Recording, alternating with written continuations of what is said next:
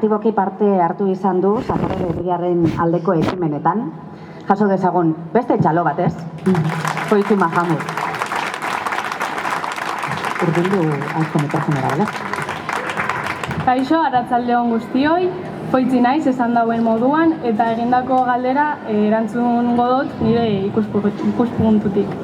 Niretzat, aniztasuna ate berriak zabaltzea da aukera ematea elkar ezagutzeko, elkarrekin eraikitzeko eta elkarri leku egiteko. Arrasaten, aniztasun handia du, eta hori ez da arazo bat, aberastasun bat da. Arrasaten bizi den pertsona orok badu lekua hemen, izan sahararra, marrokarra, errumaniarra edo boliviarra. Ez da beharrezkoa jatorri bertokoa izatea herritar izateko. Arrasaten bizi dena arrasatekoa da. Eta hori, onartzeak egiten du gure gizartea bidezkoagoa eta osasuntsuagoa. Aniztasun hori baloratzeko, ordea, ezinbestekoa da pertsona guztien giza eskubideak bermatzea. Etxe bizitza duina, hezkuntza, osasuna, paperak, aukera berdintasuna. Ez da nahikoa ongi etorriak zarete esatea.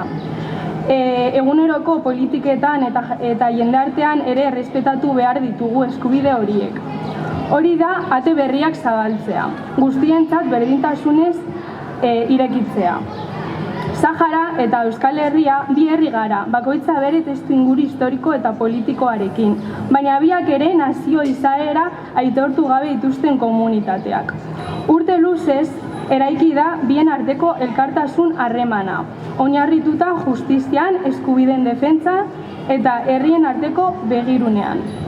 Euskal Herritik askotan adierazi izan da Saharako herriari babesa, bai elkartasun sareetatik, bai erakunde publikoen aldetatik ere.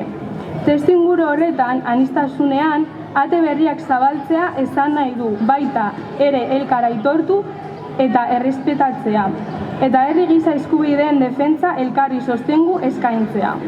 Horrek sendotzen du gure gizartearen oinarri demokratikoa eta indartu egiten du bai norbanakoei, bai komunitateen arteko kohesio eta elkar ulertzea.